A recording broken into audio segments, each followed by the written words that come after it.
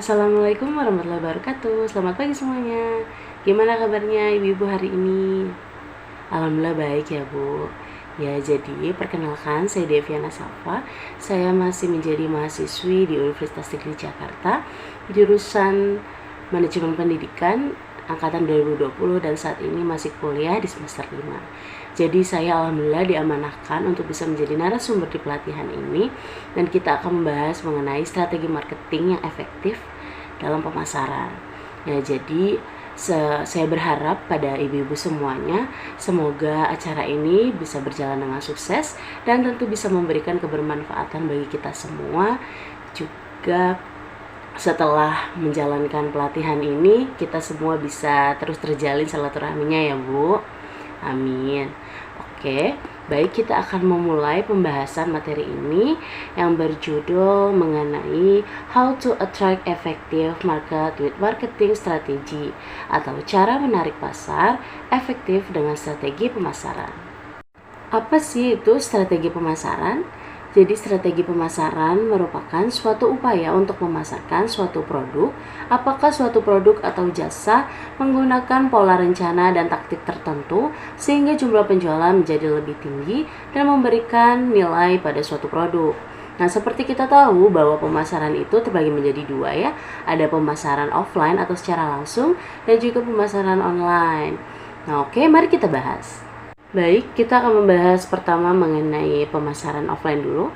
Jadi pemasaran offline merupakan proses transaksi penjualan barang atau jasa secara langsung di mana produsen dan konsumen bertemu dalam satu tempat untuk mewujudkan terjadinya proses transaksi jual beli. Nah, di dalamnya tentu ada kelebihan dan kelemahannya. Nah, apa sih kelebihannya? Yang pertama itu tentu kepercayaan yang lebih tinggi. Kemudian pelayanannya juga lebih mudah, kemudian sistem pembayarannya yang aman, kemudian bebas biaya pengiriman, juga tidak terlalu banyak pesaing. Nah, di samping itu juga ada kelemahannya, di mana yang kelemahannya pertama jangkauan untuk transaksi tentu terbatas, kemudian perlu adanya tempat khusus dalam proses transaksi tersebut, kemudian waktu yang tersedia juga terbatas, kemudian lebih membutuhkan tenaga yang banyak, juga pengeluaran biaya yang cukup besar. Nah, selanjutnya mengenai pemasaran online atau online marketing. Jadi online marketing ini merupakan segala usaha yang dilakukan untuk pemasaran suatu produk atau jasa yang melalui ataupun menggunakan media internet. Nah, ada pun juga kelebihan dan kelemahannya ya. Untuk kelebihannya yang pertama tentu aksesnya lebih luas, kemudian dapat melintasi batas geografis, kemudian juga biaya yang dikeluarkan lebih murah, kemudian bisa terus terhubung dengan pelanggan, kemudian mendapatkan feedback secara instan, kemudian lebih menghemat waktu, serta tersedia available 24 jam. Nah, kemudian apa sih kelemahannya? Untuk kelemahannya yang pertama itu tentu modal yang dikeluarkan cukup tinggi. Kemudian masih minimnya kemahiran dalam menggunakan internet atau teknologi. Kemudian perubahan sistem online yang tidak tentu atau tidak pasti. Kemudian rentan terjadi penipuan. Kemudian tidak secara langsung bertemu dengan pelanggan, serta juga rentan terjadi kesalahan teknis. Nah, ini Ibu ada contoh pasarnya ataupun marketplace-nya. Untuk yang di pemasaran offline atau secara langsung, seperti kita tahu ya, ada banyak toko-toko, kemudian ada pasar swalayan, ada juga warteg, kemudian untuk transportasi ada juga ojek pengkolan, ataupun angkot dan lain sebagainya. Nah, kemudian untuk yang pemasaran online tentu kita sudah tidak asing lagi ya Bu untuk logo-logo ini. Untuk yang toko oren yang kemarin 12.12, nah itu adalah Shopee. Nah, kemudian untuk yang toko hijau, temennya toko oren yaitu Tokopedia. Kemudian ini ada yang platform warna biru itu Blibli. Nah, kemudian ada juga aplikasi transportasinya. Seperti kita tahu ya, ada Grab, Gojek, Maxim, dan lain sebagainya. Itu tentu lebih murah. Nah, kemudian di sini ibu-ibu lebih suka untuk belanja online atau offline? Oke, ya untuk persepsi tersebut kembali lagi kepada ibu-ibu semuanya. Ada yang lebih suka untuk pemasaran online, ada yang lebih suka pemasaran offline. Untuk pemasaran online dia lebih cepat, lebih murah. Untuk yang offline lebih terjamin kualitasnya dan juga lebih terpercaya. Nah, itu balik lagi Nah, yang penting kita bisa menggunakannya dengan bijak. Baik, kita lanjut ya. Untuk kembali lagi ke strategi pemasaran, jadi apa sih tujuan dari strategi pemasaran? Jadi strategi pemasaran itu digunakan yang pertama untuk meningkatkan kualitas koordinasi antar individu dalam tim pemasaran. Kemudian yang kedua sebagai alat ukur hasil pemasaran berdasarkan standar prestasi yang telah ditentukan. Kemudian yang ketiga sebagai dasar logis dalam mengambil keputusan pemasaran. Kemudian yang keempat, untuk meningkatkan kemampuan dalam beradaptasi bila terjadi perubahan dalam pemasaran. Adapun fungsi dari strategi pemasaran ini terdiri dari 5, di antara yang pertama ada pembelian atau buying, yaitu fungsi yang mengikuti aktivitas-aktivitas mencari dan mengumpulkan barang-barang yang diperlukan sebagai persediaan memenuhi kebutuhan konsumen. Kemudian yang kedua juga ada penjualan atau selling, yaitu aktivitas-aktivitas yang dilakukan untuk mencari calon pembeli produk yang ditawarkan dan harapan dapat menguntungkan. Kemudian yang ketiga ada transportasi, adalah proses pendistribusian atau pemindahan barang dari suatu tempat ke tempat yang lain. Kemudian yang keempat ada penyimpanan, yaitu fungsi penyimpanan produk yang dibeli sebagai persediaan agar terhindar dari risiko kerusakan maupun risiko lainnya. Kemudian yang terakhir ada informasi pasar, yaitu fungsi yang memberikan informasi tentang situasi perdagangan pada umumnya yang berhubungan dengan produk, harga yang diinginkan konsumen dan situasi pasar secara menyeluruh. Oke, masuk pada jenis-jenis strategi pemasaran yang bisa kita terapkan dalam pemasaran. Jadi jenis-jenis pemasaran ini adalah penggabungan dari strategi pemasaran dan bauran pemasaran atau marketing mix. Nah, di dalamnya itu terdiri dari 4. Yang pertama itu ada segmentasi pasar, kemudian ada target pasar, kemudian ada diferensiasi dan positioning pasar, dan yang terakhir ada pengembangan bauran pemasaran yang berintegrasi. Mari kita bahas satu persatu. Yang pertama, segmentasi pasar. Jadi segmentasi pasar ini adalah proses pembagian pasar menjadi beberapa kelompok pembeli yang mempunyai kebutuhan, karakteristik atau kebiasaan yang berbeda-beda, di mana perusahaan mengharuskannya memisahkannya.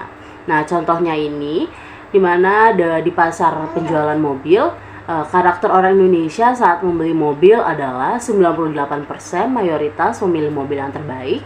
Kemudian 95% mayoritas harga menjadi faktor yang utama. Kemudian selain itu 32% mayoritas harga jual kembali dari mobil yang akan dibeli. Kedua, target pasar. Nah, target pasar ini merupakan proses lanjutan setelah pelaku usaha sudah menentukan apa segmentasi pasar yang telah dipilih. Nah, target pasar ini meliputi pengevaluasian segmentasi pasar yang dinilai dapat menimbulkan keunikan dan daya tarik tersendiri terhadap satu atau dua segmentasi pasar yang akan diberikan. Nah, contohnya itu pada perusahaan sepatu, di mana perusahaan sepatu membuat sepatu khusus untuk pelari profesional dengan fitur bahan yang berbeda dengan sepatu pada umumnya. Ketiga, diferensiasi dan positioning market. Nah, diferensiasi dan positioning market ini adalah proses lanjutan setelah perusahaan menentukan target pasar, yang kemudian pelaku usaha harus mencari perbedaan yang akan diberikan di masing-masing target pasar dan memposisikan pasar yang akan dikuasai. Untuk positioning market memiliki arti di mana mengatur sebuah produk untuk mencari tempat yang jelas dan juga unik agar produk dapat bersaing pada target market yang telah ditentukan. Kemudian untuk differentiation market berarti membedakan produk yang akan digunakan untuk menciptakan nilai yang superior kepada pelanggan atau target market. Dan yang terakhir yang tidak kalah penting juga yaitu mengembangkan bauran pemasaran atau marketing mix yang berintegrasi. Jadi bauran pemasaran atau marketing mix ini merupakan salah satu konsep pemasaran yang modern yang wajib digunakan oleh pelaku usaha untuk menarik pelanggan dan juga memberikan nilai pelanggan. Nah, bauran pemasaran ini dibagi menjadi 7 yang dikenal dengan nama 7Ps. Di antaranya yang pertama ada produk, kemudian ada price atau harga, kemudian ada place atau tempat, kemudian ada promotion atau promosi, kemudian ada people atau orang, kemudian ada proses, dan yang terakhir itu ada physical evidence atau bukti fisik. Nah, baik, mari kita bahas dari ke-7 PS tersebut. Di antaranya yang pertama ini ada produk atau produk. Nah, jadi produk ini merupakan sesuatu yang dapat dijual oleh sebuah perusahaan, baik itu berbentuk jasa, layanan, barang, ataupun produk digital. Nah, ketika mengembangkan sebuah produk ini, kita perlu memastikan nih terlebih dahulu apakah produk tersebut diinginkan atau dibutuhkan oleh pasar atau tidak. Nah, selain itu, produk yang kita jual juga harus bisa memberikan solusi untuk masalah yang dihadapi oleh target konsumen kita. Nah, kemudian yang kedua ini ada price atau harga. Harga ini adalah biaya yang harus dikeluarkan oleh target konsumen untuk membeli atau menggunakan produk yang ditawarkan. Jadi harga yang ditetapkan tergantung dari nilai produk yang dapat dirasakan oleh konsumen. Ketika produk memiliki harga yang rendah, tentu produk tersebut lebih banyak digunakan konsumen. Nah, sedangkan harga yang lebih tinggi akan menarik pelanggan yang mencari eksklusivitas, ya kan? Nah, kemudian pada dasarnya harga yang ditetapkan harus lebih tinggi daripada biaya produksi. Nah, hal tersebut perlu kita perhatikan karena konsep harga ini menentukan keuntungan dari kelangsungan bisnis kita. Nah, selain itu, harga kita yang sudah kita tentukan juga akan mempengaruhi persepsi konsumen mengenai produk kita. Nah, kemudian ini yang ketiga ada place atau tempat. Nah, jadi tempat ini adalah lokasi di mana konsumen dapat menemukan, menggunakan, mengakses, atau membeli produk yang disediakan. Nah, selain berbentuk lokasi fisik seperti toko, kantor, pabrik, atau gudang, saat ini unsur place juga dapat berbentuk seperti digital, yaitu seperti di media sosial, ada marketplace, kemudian website, dan lain sebagainya. Nah, ketika menentukan lokasi, kita perlu memikirkan di mana pelanggan kita berada. Jika kita menjualnya secara digital juga, maka kita harus pikirkan platform seperti apa yang sering digunakan oleh konsumen. Selanjutnya yang keempat ada promotion atau promosi, adalah cara untuk mempromosikan produk agar dapat menjangkau target market sehingga menghasilkan penjualan. Promosi dapat kita gunakan seperti katalog, papan reklame, brosur, iklan TV, dan lain sebagainya. Namun karena perkembangan teknologi, banyak perusahaan yang lebih memilih untuk menggunakan strategi promosi digital, yaitu seperti menggunakan media sosial, website, atau iklan pay per click, dan lain sebagainya. Kemudian yang kelima itu ada people atau orang. Jadi people atau orang ini adalah orang-orang yang menjalankan pemasaran yang juga menjadi elemen penting dalam sebuah bisnis, ya kan. Orang-orang di balik bisnis kita ini sebaiknya memiliki 3 aspek utama. Yang pertama itu mampu memberikan layanan yang berkualitas. Kemudian yang kedua memiliki semangat yang tulus. Dan yang terakhir itu adalah terbuka untuk menerima feedback atau masukan. Nah, kemudian yang keenam ini ada proses. Jadi proses ini adalah bagaimana produk atau layanan dikirimkan ke pelanggan. Nah, elemen ini dapat berupa prosedur yang perlu konsumen lakukan agar bisa mendapatkan produk atau layanan kita. Nah, perlu kita pastikan bahwa proses yang dibutuhkan sudah kita atur dengan baik sehingga dapat meminimalkan biaya yang perlu kita keluarkan. Nah, selain itu, proses juga harus bisa memudahkan konsumen untuk mendapatkan produk kita. Dan yang ketujuh ada physical evidence atau bukti fisik, merupakan segala sesuatu yang dapat dilihat oleh pelanggan ketika mereka berinteraksi dengan bisnis yang kita jalani. Contohnya itu seperti pada kemasan produk, kemudian ada kwitansi pengiriman, desain interior toko, situs website, logo, dan lain sebagainya. Selain itu, elemen ini juga dapat mengacu pada cara staf kita bekerja ataupun cara mereka berpakaian. Dengan lebih memperhatikan kelengkapan komponen pada bukti fisik ini, pelanggan dapat lebih yakin untuk menggunakan produk kita. Dengan demikian, bisnis dapat menghasilkan penjualan yang lebih banyak daripada sebelumnya.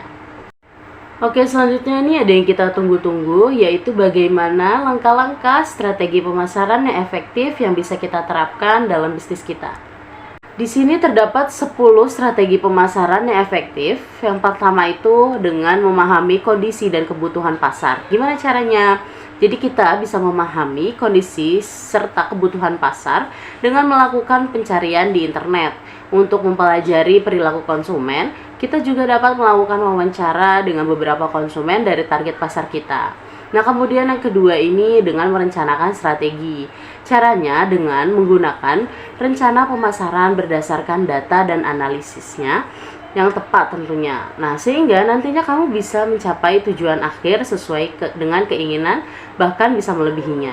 Nah, kemudian yang ketiga itu buat buyer persona atau persona pembeli. Jadi persona dari pembeli ini memiliki informasi demografis dan psikografis yang penting. Nah, contohnya itu seperti usia, jabatan, pendapatan, lokasi, minat, dan tantangan. Nah, gunakan hal tersebut untuk menentukan apakah calon pelanggan memiliki semua atribut tersebut sehingga bisa mengenali apakah mereka merupakan pelanggan ideal yang kamu inginkan. Nah, kemudian yang keempat itu dengan menentukan goals atau tujuan akhir. Nah, salah satu cara terbaiknya dengan menciptakan tujuan akhir untuk pemasaran bisnis yaitu dengan menggunakan metode SMART, yaitu specific, measurable, achievable, realistic, dan time oriented. Atau tujuan akhirmu itu harus spesifik serta jelas, bisa diukur menggunakan variabelnya, bisa dicapai, realistis, dan memiliki tenggat waktu. Nah, kemudian yang kelima itu pilih tools. Jadi gunakan beragam alat atau tools untuk bisa mewujudkan rencana pemasaran yang sudah dirumuskan. Nah, kehadiran dari tools ini bisa semakin mempermudah kita dalam mengeksekusi, menganalisis, mengukur, dan mengevaluasi beragam tindakan pemasaran yang sudah direncanakan. Nah, kemudian yang keenam itu dengan memperhatikan sumber daya. Jadi hitung berapa budget yang diperlukan dan sumber daya seperti apa saja yang dibutuhkan. Nah, perhatikan juga apakah saat ini ada beberapa aset yang kita miliki bisa digunakan untuk membantu kegiatan pemasaran. Nah, kemudian yang ketujuh itu ada analisis kompetitor. Jadi sempurnakan dengan analisis dan perencanaan kita sehingga bisa menghasilkan strategi pemasaran yang terbaik bagi bisnis kita. Gunakan analisis SWOT atau strength, kekuatan, weakness, kelemahan, opportunity, peluang, dan threat, ancaman untuk mempermudah proses ini. Nah, kemudian yang kedelapan itu dengan menjalankan strategi. Jadi agar bisa melihat hasil nyata dari rencana pemasaran yang sudah disusun, mari kita harus mengeksekusinya. Jalankan rencana kita dan lihat bagaimana dampak yang dihasilkan. Jika sudah, lakukan evaluasi dan tindakan pemasaran yang sudah dilakukan. Temukan titik di mana hal tersebut bisa ditingkatkan selanjutnya untuk merealisasikan goals yang lebih tinggi lagi dan lebih baik lagi. Nah, kemudian yang kesembilan itu dengan menerapkan strategi bauran pemasaran yang sudah kita jelaskan tadi di awal ya, Bu. Nah, jadi seperti yang sudah kita bahas, di antara itu ada 7 PS. 10 yaitu menjaga hubungan dengan konsumen. Pelanggan yang lama juga biasanya tidak akan sungkan untuk memberikan review secara organik tentang produk atau jasa kita. Dengan begitu, kita bisa mendapatkan testimoni positif secara natural yang tentunya akan memiliki kekuatan lebih kuat dibandingkan review influencer atau sumber terbayar lainnya. Selain 10 strategi pemasaran yang sudah dijelaskan tadi, ada juga 5 strategi untuk pemasaran digital atau digital marketing yang sangat cocok pada saat ini, yaitu di era industri 4.0. Nah, di antaranya yang pertama yaitu dengan menerapkan SEO. Kemudian yang kedua menggunakan pay-per-click advertising. Kemudian yang ketiga content marketing. Kemudian yang keempat memanfaatkan sosial media marketing. Kemudian yang terakhir dengan email marketing.